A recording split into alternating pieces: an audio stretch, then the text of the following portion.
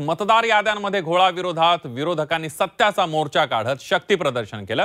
लावृत्त video नंतर या मोर्चामध्ये राज ठाकरेंनी काढ ते कापड असं म्हणत मतदार यादीतील घोळ समोर आणलेला आहे। तर दुसरीकडे मनसे आणि ठाकरेंच्या शिवसेनेच्या राजकीय युतीबाबत पहिल्यांदाच उद्धव ठाकरेंनी भाष्य केलंय। त्यासोबतच विरोधकांच्या सत्याच्या मोर्चाला भाजपने मूकमोर्चाने प्रत्युत्तर दिलंय।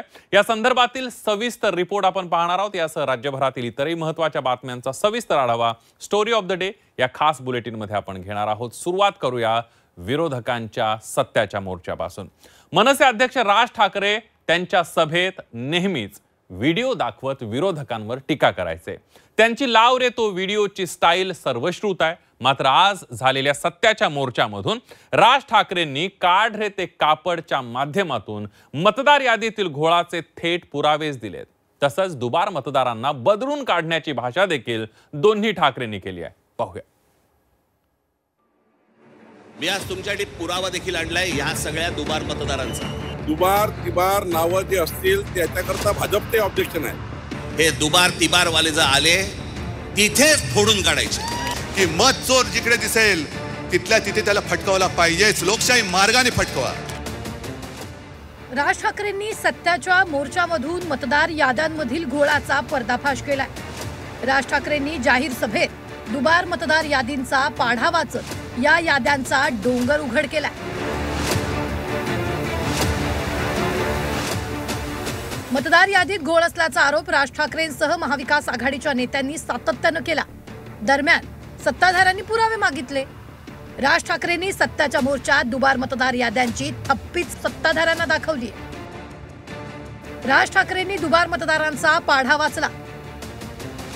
1 जुलैपर्यंतची यादी। मुंबई उत्तर पश्चिम एकूण मतदान 16,74,861, त्यातील दुबार मतदार 60,231।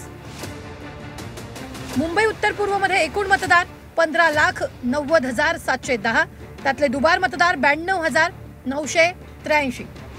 मुंबई उत्तर मध्ये एकूण मतदार 16,81,048, त्यातले दुबार मतदार 63,740। मुंबई दक्षिण मध्ये एकूण मतदार 14,37,776, त्यातले दुबार मतदार 50,565।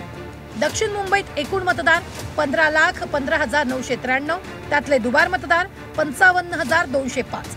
नाशिक लोकसभा एकूण मतदार 19,34,349, त्यातले दुबार मतदार 99,673। मावळ मधील एकूण मतदार 19,85,172, दुबार मतदार 14,56,036। राज ठाकरेंनी केलेल्या दुबार मतदार याद्यांच्या आरोपानंतर भाजपाने देखील पलटवार केलाय। दुबार तिबार नावांवर भाजपचाही आक्षेप असल्याचं बावनकुळेंनी म्हटलंय। तसंच या याद्यांवर लोकसभा आणि विधानसभेच्या निवडणुका झाल्याचंही विधान त्यांनी केलंय। लोक म्हणतील की बाबा हे आकडे तो बोलून दाखवलेत, पुरावा कुठे आहे? मी आज तुमच्यासाठी पुरावा देखील आणलाय या सगळ्या दुबार मतदारांचा। काढ ते कापड। हे सगळे दुबार मतदार आहेत। हे एवढे सगळे दुबार मतदार आहेत। हे मी तुम्हाला आता जेवढे फक्त मतदारसंघ सांगितले तेवढ्यातले फक्त दुबार मतदार आहेत। म्हणजे तुम्हाला कल्पना येईल महाराष्ट्रामध्ये काय प्रकारचा गोंधळ येतो। दुबार तिबार नाव जे असतील त्याच्याकरता भाजपचे ऑब्जेक्शन आहे। सर्वात पहिले ऑब्जेक्शन घेणारी भारतीय जनता पार्टी आहे। कारण ऍडिशन होता, डिलिशन होत नाही आणि त्यामुळे एकदा पूर्ण मतदार यादीचं येणाऱ्या पुढच्या काळामध्ये संपूर्ण घरोघरी जाऊन त्या ठिकाणी याद्या बनवल्या पाहिजे। दुबार मतदार यादी ही आतापासून नाही आहे, मागच्या 25 वर्षापासून आहे। आम्ही सुद्धा हायकोर्टात आमचे देवेंद्र फडणवीस हायकोर्टमध्ये गेले होते या कारणाकरता। त्यामुळे दुबार यादी आजची नाही आहे। दुबार यादीवर तुमची लोकसभा झाली, विधानसभा झाल्या। जोपर्यंत संपूर्ण यादी स्क्रॅप होत नाही तोपर्यंत दुबार नोंदणी ही कमी होणार नाही, कारण डिलिशन करत नाहीये। दुबार मतदारांवरून ठाकरे बंधू चांगलेच आक्रमक झाल्याचं पाहायला मिळालं। मतचोरी संदर्भात कार्यकर्त्यांना सतर्क राहण्याचा सल्ला ठाकरे बंधूंनी दिला।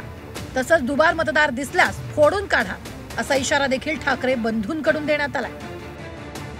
जेव्हा कधी निवडणुका होतील एक तर पहिल्यांदा तुम्ही घराघरामध्ये जा, सर्वजण याद्यांवरती सगळ्यात जोरात काम करा. चेहरे कळले पाहिजेत, एकेका यादीवरचे सगळ्यांना चेहरे कळले पाहिजेत. ती माणसं तिकडे मतदार नोंदणीचे म्हणजे आपलं मतदाराच्या ठिकाणी बसले पाहिजेत. आणि त्यानंतर जर समजा तिकडे हे दुबार तिबार वाले जर आले, तिथेच फोडून काढायचे.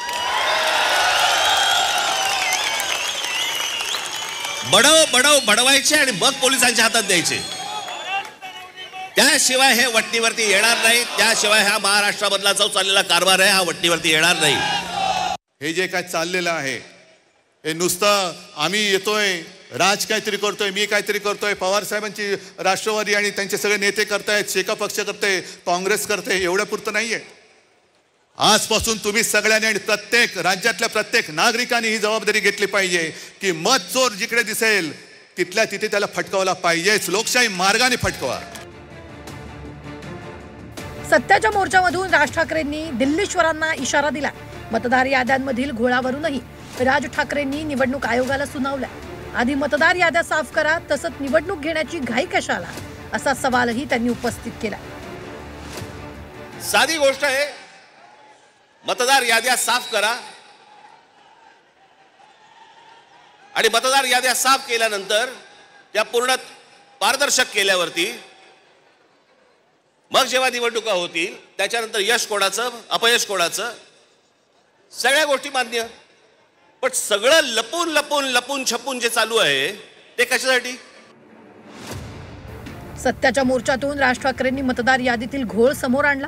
तसंच जोपर्यंत निवडणूक याद्या साफ होत नाही तोपर्यंत निवडणूक न घेण्याचाही इशारा दिलाय. त्यामुळे ठाकरेंनी दिलेल्या इशाऱ्यानंतर निवडणूक आयोग कोणता निर्णय घेणार याकडे आता सगळ्यांचं लक्ष लागलेलं आहे. ब्युरो रिपोर्ट, झी 24 तास.